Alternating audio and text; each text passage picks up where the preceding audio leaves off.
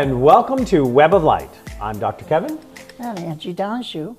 And we want to welcome you back. First of all, for those of you who may be joining us for the first time, we don't always get notified when new cities pick us up. I do know that we currently have cities picking us up from Maine to California through the public access system. So if you've just discovered our show, please make sure you let us know. Send us an email and we'll welcome you to the Web of Light family. Here on Web of Light, we are sharing those people that we find who are weaving a web of light in the world. So, Miss Angie, how are you? I'm doing fine. How about yourself? Well, You had a little excitement this morning. I did. We got our marriage license this morning. And boy, we worked with this woman, Colette. We actually even got a picture taken with her and posted it on Facebook, getting the marriage license. Jeff was so anxious that he wanted to make sure that we were there when the doors opened, so we were there 20 minutes early, waiting for the doors to open, but it's okay. Gotta love my honey. So we go in, and then they give us this form, and we looked on a website, and on the website that we saw, and it wasn't the state website, but it was a website that had information about everything you needed. It said, bring a driver's license and a passport. We get there. We don't accept passports anymore. I'm like, only certified birth certificates. Now, I happen to have my certified birth certificate, and at this stage, in my case, it's in a museum that holds antiques, so I have to, petition for it. But I was like, really? And they're like, yeah, it's on our website. We changed that in 2009. And whatever website offers all this information, obviously, has not updated for a while. But they could pull it. Of course, there was an extra charge, but that's okay. Woman was very nice. But you get this thing, and I've never filled out a marriage license before.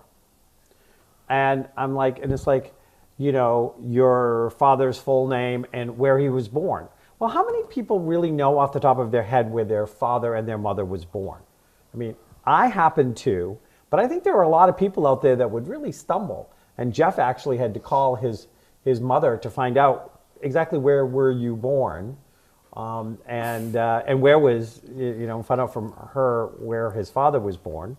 And I was just like, that's just like an odd piece of information. Like, why would you need that? I think that goes back to the outdated times. Because, when you used to get a marriage certificate, you actually had to take a blood test. And you had to make sure that there was no close relationship thing. They had this whole piece of that. Does anybody remember that, or is it just me? Well, they said no blood test. And on the website, so Nashua used to do this, but it doesn't anymore. It used to actually have you sign an affidavit, and it made you read information about how AIDS was transmitted, the HIV virus. And they didn't make us do it, so I take it that that's another piece that was outdated. And it had all this information about waivers. But the father-mother thing, they are kind of trying, that was a big thing back then. They wanted to make sure that these families weren't... Do I look like the King of England? I mean, I thought it was only royalty in West Virginia did that anymore. But I don't think they've ever updated that part of the form because, it's just there. Yeah, so, it was a fun experience. We laughed through it and we got it done. And, another little milestone towards getting ready for the wedding. We went cake testing. So we have our wedding cake ordered. Checked out the hall again. And made sure things are there. And because we can't do a Unity candle, we're going to do a Unity brandy snifter. It's a big, huge brandy snifter, like you expect to see at like a casino or something. And we're going to have every family member put in a different color sand. So it will be layered sand. So then the brandy snifter will be the thing. And we got 10 bags of different colored sand. We need 4 more. And I'm also going to put my father's ashes in there to respect him. So we're going to put his ashes in first, so he's part of the family. and there's going to be a few absent family members that cannot make it in the immediate family. So we're going to designate somebody else to put in their layer of sand. So, yeah. Pretty neat. Yeah, I know. You know, this whole wedding thing is... And then on top of it, we're doing something at the end of September, aren't we? Is there something? I'm thinking we're doing something, right? You think? What's that we're doing? Yeah, it's called the Web of Light Expo up in Portsmouth. Oh, yeah, that's Yeah. right. Web of Light Expo, the fall edition. You know, you should have made it simpler. You should have just spent that whole weekend and did the expo and then had the marriage all in one thing. You know, as expensive as marriages are, I think divorces probably are just as expensive. And I just as soon not have to file for go my through divorce on my first. wedding day. Yeah. I know. I'll tell Jeff you had that idea, okay? You'll be hearing from him, I'm sure. Don't give them any ideas like that, Angie. So the Web of Light Expo is happening on September 30th, October 1st at Portsmouth, New Hampshire at Great Bay Community College. And in fact, today's guest is going to be there. We're going to have about 110 booths, and we're having 20 plus presentations, intuitives. I think we're looking, we haven't secured it yet, but I think we might have a labyrinth there. We've got a lot of good stuff going on, and we would love to see you there. Yes. Absolutely. So, you know, we kind of fell out of the habit of having a show. Have you noticed? Yes. So I have a quote for today, and then we're going to introduce today's guest. Okay. Let food be thy medicine, and medicine be thy food. Hippocrates Okay. said that between 4 and 5 BC, or some people call it BCE now. I don't know. But when I was growing up, it was just BC.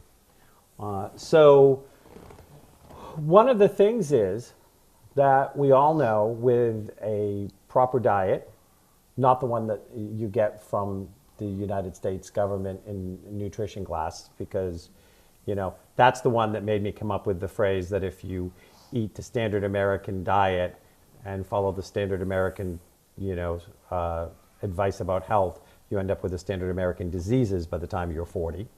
But that if you really eat properly, and in Hippocrates' days, he did not mean medicine like we think of medicine today, but he was actually referring to using that there were some things that you can eat, like herbs and other things that have medicinal qualities, and that you can work those into your food. So food is the medicine, and medicine is the food. And so how healthier do you think America would be if we actually got and followed accurate information instead of the BS we get from the government?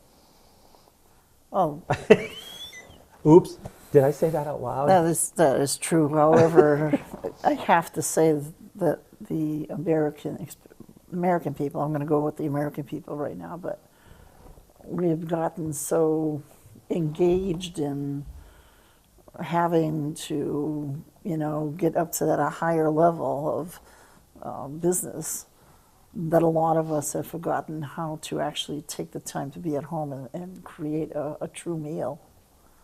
Oh, yeah. And so that's, you know, they don't look at what they're eating, they're just eating on the run. And that's an American factor.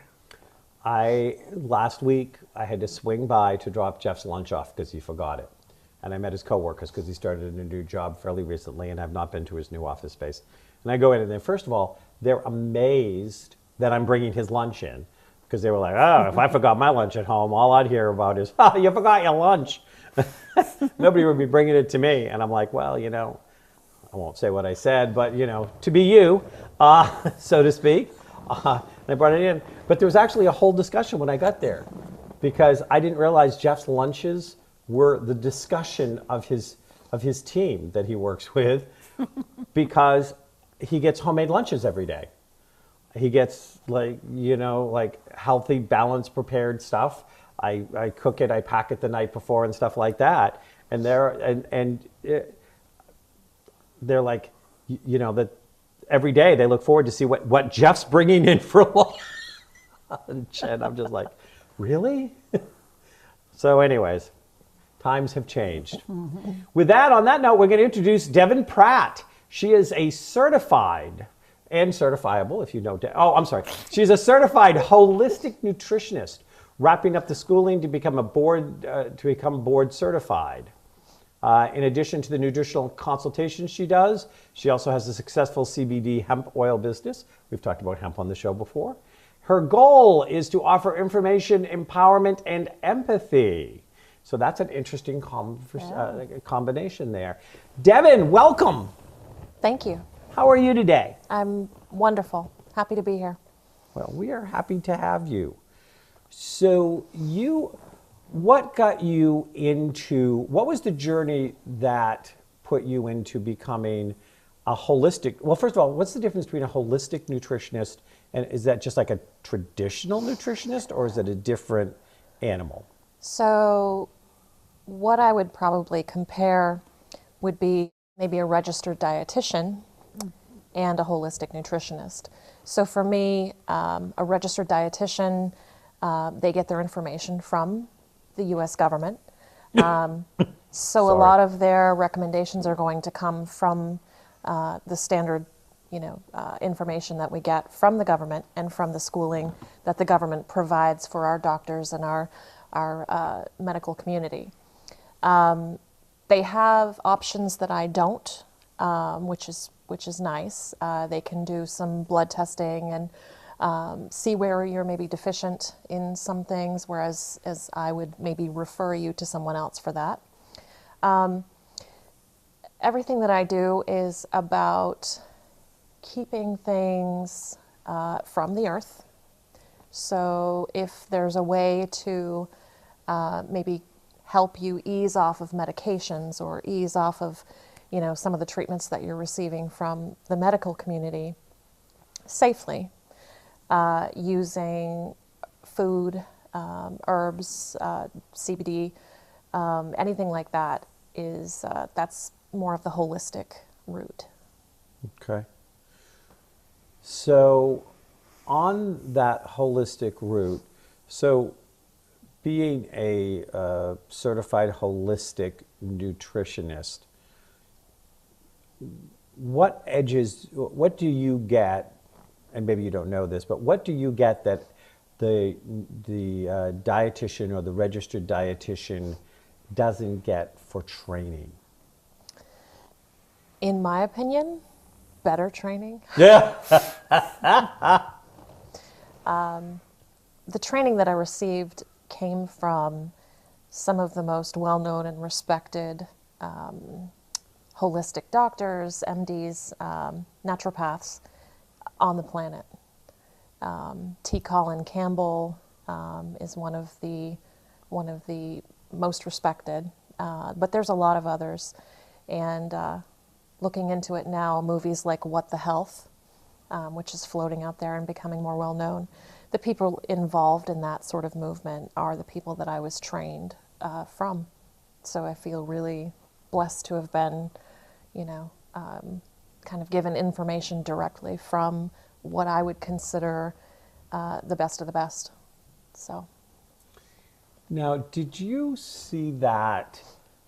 It was a movie. I cannot remember the title of it, but if you've seen it, when I describe it, it will, I'm sure, show up in your head. The guy that came from Australia came over here because he had an illness that they just couldn't do anything with.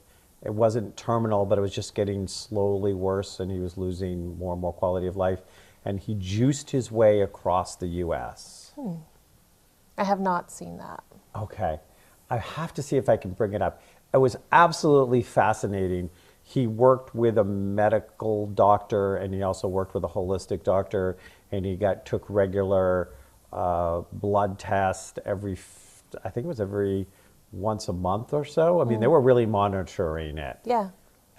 But they were taking regular blood tests. He was doing check-ins, and he actually just juiced whatever was available locally and organically from the East Coast to the West Coast, and did this journey across America. That's cool. and the journey lasted several months. I think it was like a 3-month journey. So he juiced for like 3 months, lost a ton of weight, and lost all symptoms of the illness that he had when he got to the other side. Yep. And was in fabulous condition. Great movie if you've never seen it. Maybe we should have it as a movie night at the Wolf. Would be a great thing. So what do you think of juicing? I brought it up because I was curious when you said What the Health, which I have not seen. Gotta check it out. Okay. Juicing, thumbs up, thumbs down? Juicing is definitely a thumbs up. I prefer more of the smoothie type drinks as opposed to juicing, because I feel like when you juice, you are actually extracting the fiber that we get, which is really important from the fruits and vegetables. That's the stuff the pulp that gets left behind, and it's really, really, really important to kind of clean out your system and keep everything running properly. So my own personal opinion is, if everything I do is about better is better. That's my motto in life and in business. So if juicing is better than what you would have done normally, then by all means juice. And if you can reach a step further, then reach a step further. But always reaching for that next step is what I kind of support. And for me, like I said, the smoothies is more of the way that I personally would go.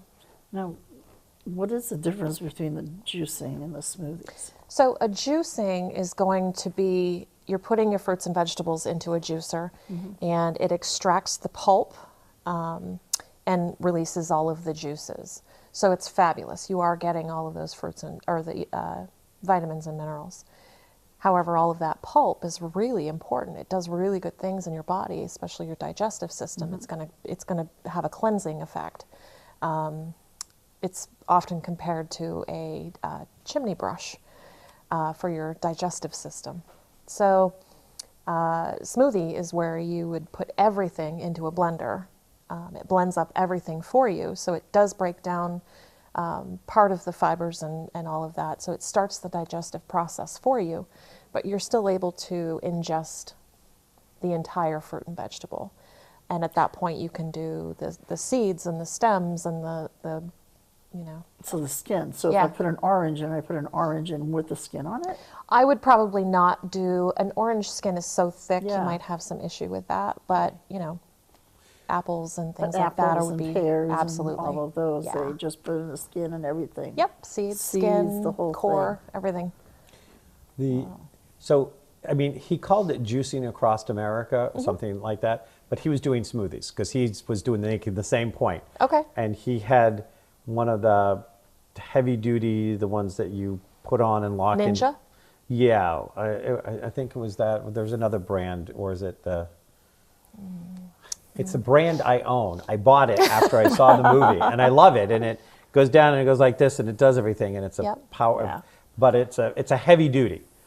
I mean, you'd either need that or a Vitamix. Yeah. I mean, because if you're gonna really, but he put everything in. Everything was, cleaned off, but everything went in, carrot tops Oh, and yeah. all of that stuff. So, but it's interesting because he referred to it as juicing. And I think a lot of people think when they think smoothie is you're putting powders and other stuff in. And so thank you for doing that differentiate, whatever. Smoothies No. can actually get a little unhealthy. And of course, as Americans, we can kind of take anything and lean it in that direction if we want to. But when we're adding things like, full fat yogurts and, milks and dairies and, all of the powders and things like that. The stuff that makes it taste good? My thought, it does. But I could also make you a smoothie that was 75% green and 25% just fruit, and you would love it too. Yeah. And I agree. I did not, I'm going to now say not juicing, I did smoothieing, healthy smoothieing. When I got off all my medications after I had my heart virus attack, and I did that for 29 days. And that's all I did was because I wanted to clear out all of the leftover crap from the medications that I Yep. just come off of. Yep. So that's how I cleared out. And that's a great way to do it because you're not asking anything else of your body at that point. If you're just putting in liquids, then you're kind of giving your digestive system a little bit of a break so it can kind of heal and mend and do things. As far as an everyday diet, though, I would highly not recommend drinking your entire diet. It's just, in my opinion, it's not the healthiest way to go. We do need whole foods, and we need all of the other aspects of it. So, the people that kind of want to lose weight and think that if I just drink smoothies every day, all day, that can actually become detrimental as well, in my opinion. So. It would take it longer to become detrimental if you're making a smoothie versus a juice though. Because you're getting so much fiber. If you're eating a lot of fibrous stuff, putting a lot of carrots, putting a lot of stuff that's celery, stuff that's going to give you some of that. And when I say long term, I'm not talking a 30-day cleanse. I mean, a lifestyle. If you're going to do a lifestyle, just make sure that you're adding whole foods into it. That was kind of, yeah. But you're right. It would take longer because you are getting more out of a smoothie than you are Okay, a so juice.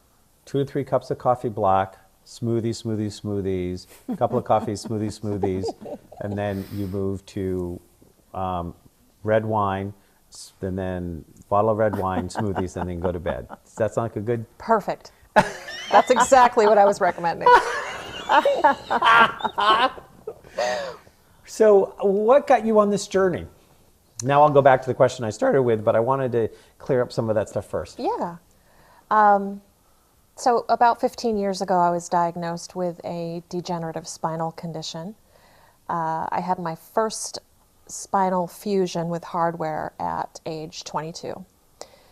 And almost every doctor I've seen in the last 15 years has said that I'm supposed to be in a wheelchair and that this is a progressively, worsening condition, and I should just wrap my brain around the fact that I will be in worse pain, progressively worse pain, every day for the rest of my life.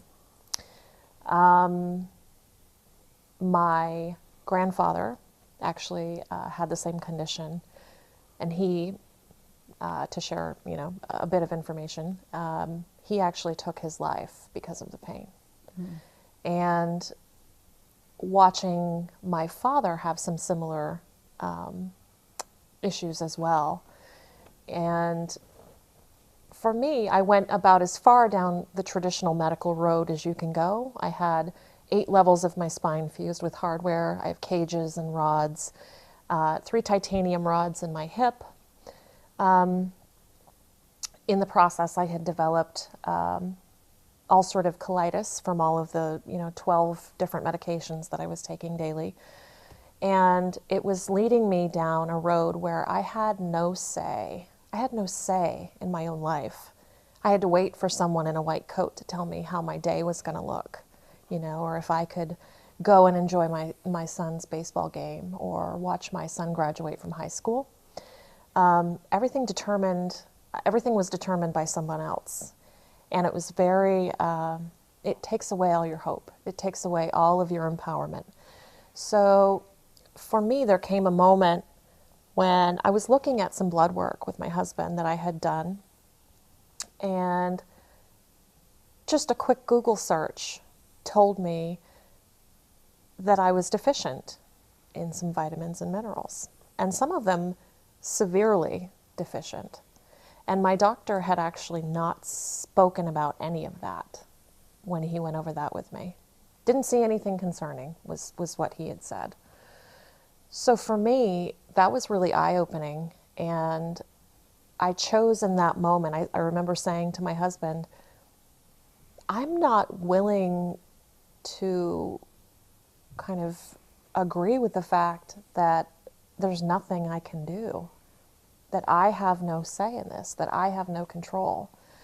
And I'm going to find a way to take back my control that I've lost. And I started researching nutrition. I started researching vitamins and minerals and the effects on the body when you're deficient. And my whole world changed. My whole world changed. Through changing my diet, even just slightly in the beginning. I ended up losing 30 pounds in the first month. I was able to get off medications. I haven't had a surgery in 5 years. Woohoo! I am now off 12 different medications at this point. Have lost 60 pounds and very much not in a wheelchair. I did get to watch my son graduate from high school. I mean, there's been other things that doctors have told me that I would never recover from. And having recovered from those things, it makes me look at my body differently, and it makes me look at other people's bodies differently, because I want other people to know. I need other people to know what I know. It's why I'm here. So that's what I do with my information. I share that information with other people. That's why I brought in the empathy aspect, because I have been down some roads, medically speaking, and in other ways. So I can connect with people on a few different levels. And I do understand. I understand what it's like to feel like you have no hope. I understand what it's like to feel, like like you have no say in your own future. So to be able to sit down with someone and discuss all of that and let them be honest with me, I can offer them information which empowers them. And even if it starts with just nutrition, what happens is it's such a catalyst, and they take that and run. And that is what happens. When you start taking care of your body, it feels so good that you're soon saying things like, well, what else can I do? And then you start doing something else for yourself, and it's changed my entire life. So when you went on this journey of creating this, do you feel that there were a lot of life pattern changes, like the things that you were doing on a day-to-day basis You made a statement got changed? when we first started talking about, or when you and Kevin first started talking about, how we've gotten so kind of focused on a business aspect or a success aspect of things, that we've gotten off track as far as the whole diet thing, and we eat on the run and we do things like that. So plugging back in to myself was one of the major, I would say day to day, but it's almost a moment to moment thing. I constantly am checking in with myself now to say, what do you need? What do you need right now? Do you need to sit down? Do you need a drink of water? Are you hungry? What's the best possible thing that I could put into my body right now that I have access to? And then sending everything into my body with love was a huge, huge factor. You don't always have access at every given moment to the healthiest food on the planet. You really don't, because life. Yeah. You're on the run, you're doing business, you're running errands with your family, whatever it might be. But whatever you're putting into your body, your cells only know what you tell them, right? So that's their entire understanding of reality. And if you're sending in food, whatever it might be, even if it's not the healthiest food, if you're sending that in with a message of gratitude for the food and gratitude for the healing and nutrition, all of those wonderful things that it's going to be doing in your body, then your cells, will, that was a interesting slip up. Your cells will actually respond to that accordingly, and your immune system especially responds very well to that. So that's a day-to-day, moment-to-moment, huge lifestyle change. We've never broken bread together, as they used to say. But it's funny, and most of the people around me put up with my foible that I eat around. But I have this prayer I always say before we eat. And, from science went on to prove at some point, not that I measure everything up to science, far from that, but that if you get quiet, even offering that gratitude prepares your body to receive the food better. It gets in a different place and it can digest it differently and it's less rushed. And I always ask the food to willingly give up its essence, to create a relationship. And sometimes when I'm out in a restaurant, I can see that sometimes a couple people, somebody there might be a little uncomfortable. And, and I've had people say, well, you could say it quietly. And I go, and I will if people say, no, I'm not comfortable. But I always ask. I invite people, and I'm always willing to share why I do. Yep. Because if I said it quietly all the time, I would be missing a chance to share an experience and educate people. So, I come out of my shell and I say something. Yep. Yeah. It's a very thin shell. So, how old were your children when you got diagnosed? Children. You have a couple, don't you? I gave birth to one, and I now have 5. I have. Now, did it happen when you turned your back? Did they have Pretty a rabbit? much, yeah. Was a rabbit energy? They just showed up, and actually, no. I have 3 stepchildren, and I have a new 15-year-old beautiful soul, a girl that we have taken into our family and just got legal custody of, permanent legal custody. Congratulations. Thank you so much. She's a joy. She just brings so much to our lives. We're lucky to have her. So now I have 5, but when I first started, I was a single mom of a 3-year-old. And when the moment that my journey first started, I stepped out of the shower and I put lotion on my face, tipped my head like this, and herniated 2 discs in my neck. And I couldn't move. And my 3-year-old, was playing in the living room, and I had no idea what to do. And so I called my sister-in-law and said, breathing hurts and I can't move, I don't know what to do. And she said, you need to call an ambulance. And I was, of course, there's always that, well, no. But it's, I ended up having to, because she made a good point. If your house catches on fire right now, you have a 3-year-old. So if you can't move, we need to handle this. So I was removed from my house on a stretcher. And my son has watched me, my biological son has watched me go through the entire process throughout my life, seeing kind of the good, the bad, and the ugly. And in the process, he was actually born without an immune system. So he has also followed on that journey, and I've brought him on the journey with me. And he was able to get off, I think, 7 different medications by kind of coming along with me and being willing and open and really cool about making some choices that maybe he didn't necessarily want to make, and being really tolerant of some of my ideas. So he's really, his eyes have been opened, my other stepchildren's eyes have been opened, and now our 15-year-old daughter, she just wants to hear all about it. She's great. She just loves to have me talk about nutrition. So how old is your son now? He is going to be 19 in a few days. Okay. So he's taken a 16-year journey with you. Yep. And it has changed how he's seen the world. And your stepkids now, were your stepkids around when you were on the bad side of the journey? No. Nope. They've only seen this me.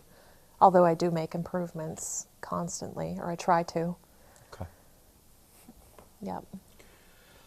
So tell us a little bit about how you go about helping people. Somebody comes, they, let's say, have a diagnosis, anything from a life de-evolving progressive illness to a terminal diagnosis, when would they go to you, and how would they? I mean, what would happen? I come in. Hi, the doctor told me I need to be dead by Friday. I'm thinking about skipping the appointment. Can you help me? And that's usually how that goes, actually. I am usually, not always, but I'm usually where people turn when the traditional medical route has not done what they wanted it to. And they come to me usually very unsure. There's a nervousness almost always because people are very insecure about, can I do this?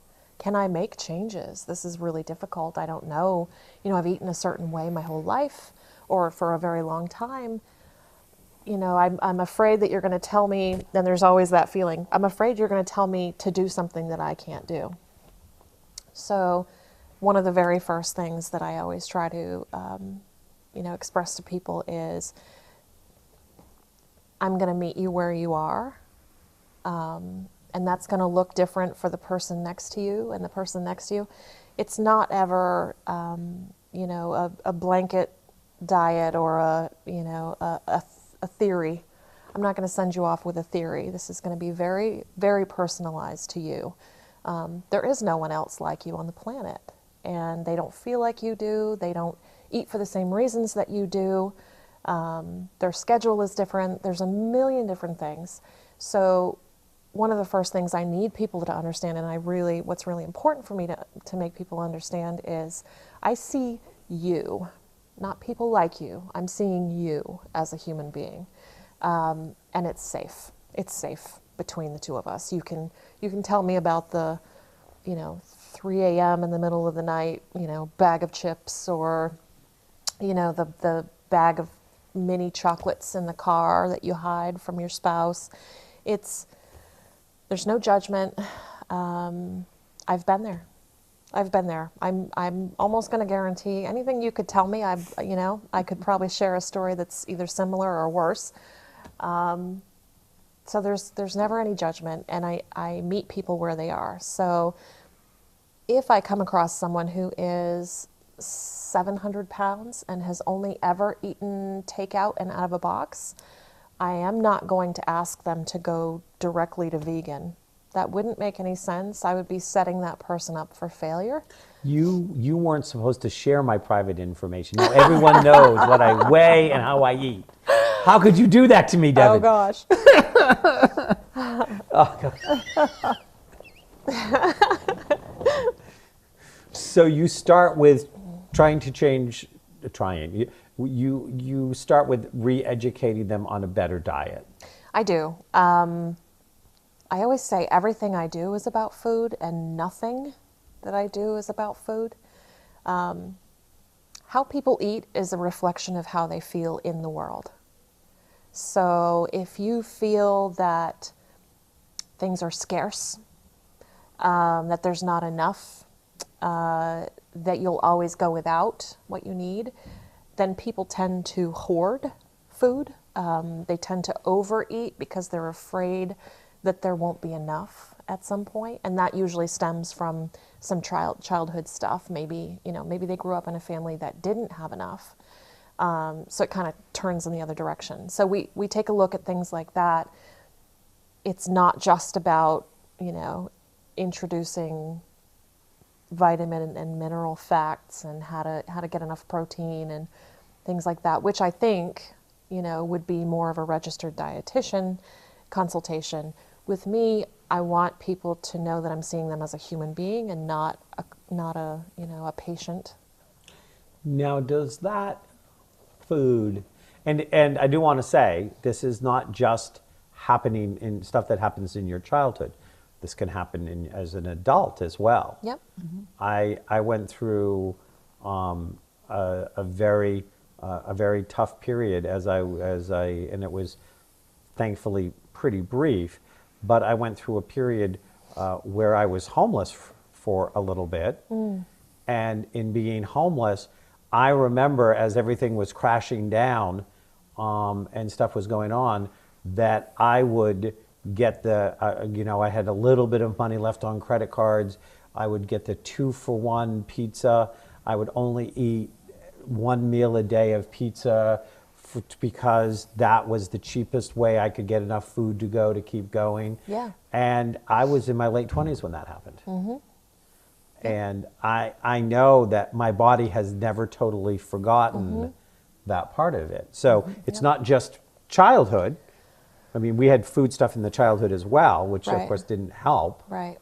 But, so I just want to put that out there. Definitely. Somebody would go, where'd my food issue come from? We had plenty of food when I grew up. Right. Well, what happens when you were in college and you got cut off and you were Yeah. eating crackers and ketchup packets? Well, we're always taking in information, right? Yeah. So we're always Yeah. kind of growing and developing. So we're kind of always in a certain stage of childhood or development. Yeah. But yeah, that's a really good point, that it can be well into adulthood that we take in that information.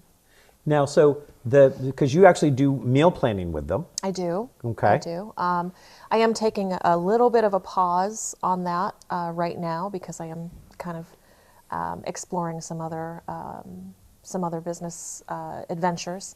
But what I was doing with that was, and again, differing from a registered dietitian who will sit down with you and say you need to eat this many grams of protein and this many, carbs and that sort of thing. That's hard information to walk away from and know what to do with. You can understand it when you're sitting in front of someone and they're saying it. You can, you can take that in, and then you leave and it's dinner time and you're like, well, what does that look like on a plate? I don't. The little diet scale. We grew up in my household with a little diet scale. And every time my mother and stepfather decided that everybody in the household was too fat, everything got weighed on the diet scale. Oh. And you had little portions, Yep. and this is what it was, and you could only eat so many calories, and we all had a little calorie book, and we had to, be able to say what the calories were on our plate. Wow. Yeah. So, like I said, I had some from childhood as well, but I'm just saying it doesn't have Yeah. to be from childhood. No, but that's yeah. that's definitely something that would really affect people. And for me, I need people to understand, when you get to a point, and it doesn't necessarily happen right away, but my goal would be to help you get to a point where you can trust yourself. Ultimately, when you get to a point where you're fully checked in, your body knows what it needs, and it will tell you. So the goal would be to get you to a point where you can listen and hear what your body's saying, so that you can eat accordingly. I have not ever asked anyone, ever, of any of my people that I've worked with, to count calories. I wouldn't, ever. I will never ask anyone to weigh anything. I think it's degrading, to be honest. I think it's degrading to have to do that. No disrespect intended to your family. Oh, so you're so much kinder to my family than I am. Go ahead. My thought process is, if we have your kitchen filled and your fridge filled with things that are going to be really healing and nourishing to your body, go at it.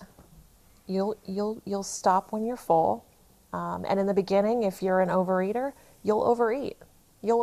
But at least you're overeating Good foods that are going to be not detrimental to your body.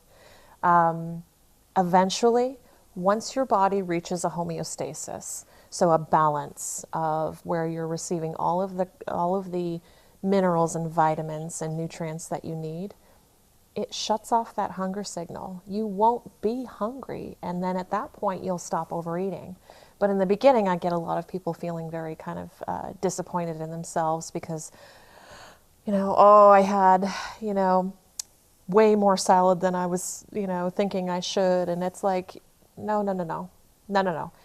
You're eating a salad, that's fine. If you're eating vegetables all day long and fruits and whole grains and, legumes and things like that, don't worry about it.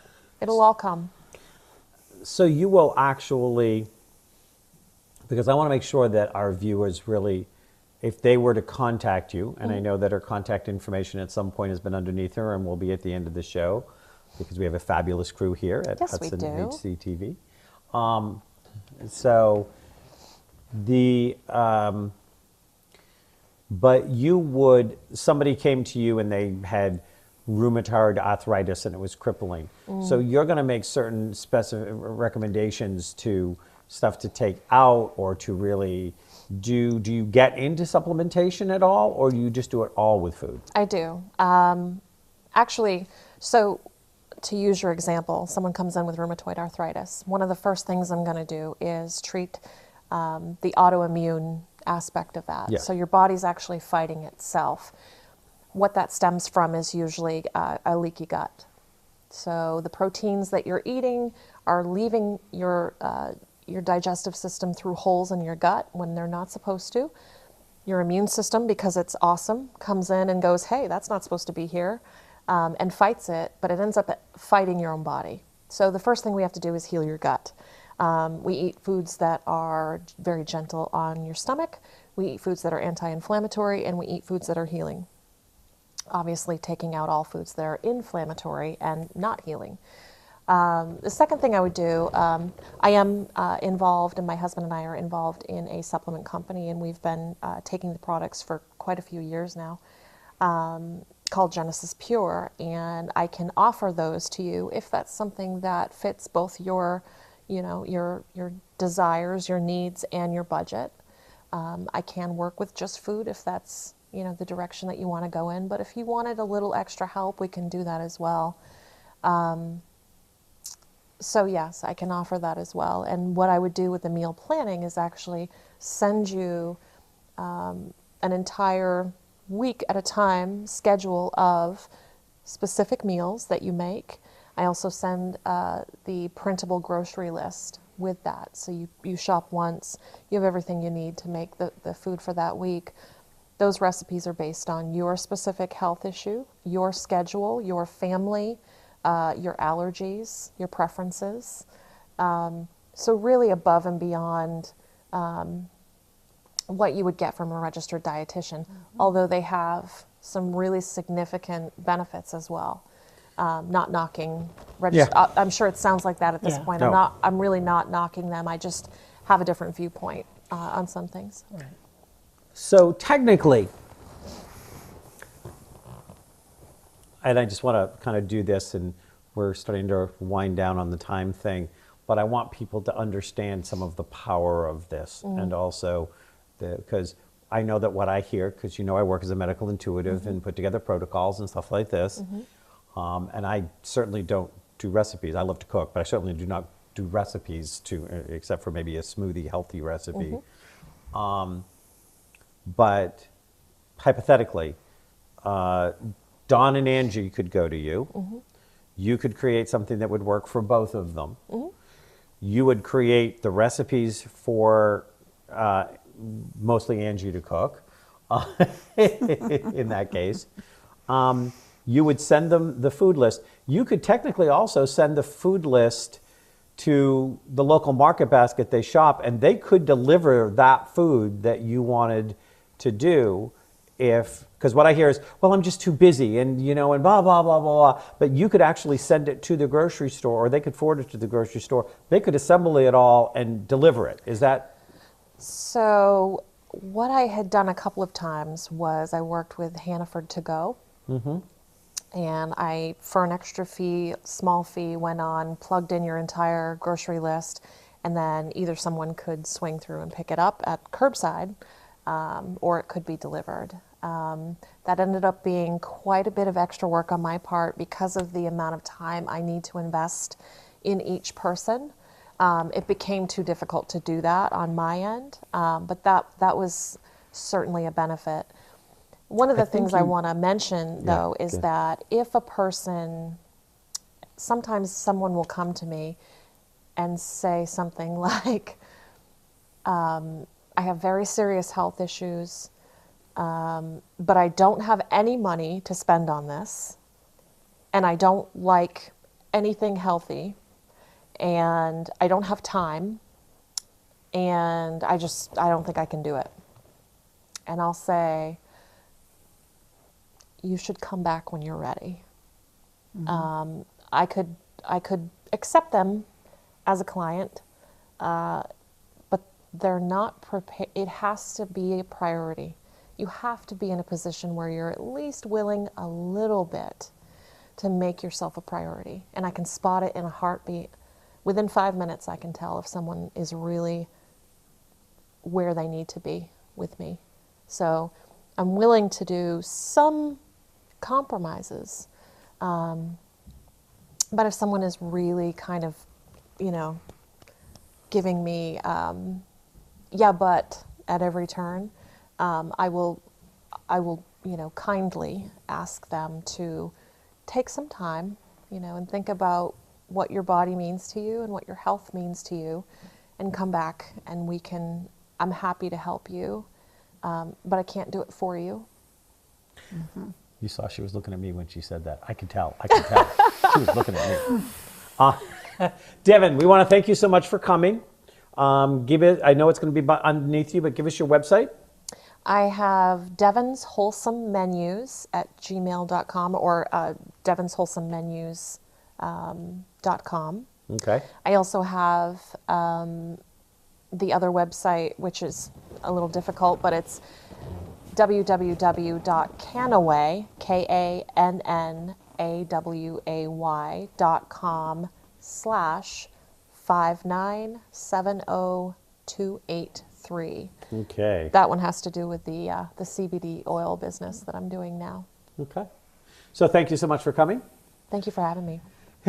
So what'd you think of all that? Very interesting. But it's, I'm hoping that people will understand when they watch this. Primarily, it's like taking, you hit a note with me, because when we were children, we didn't have a little measuring scale.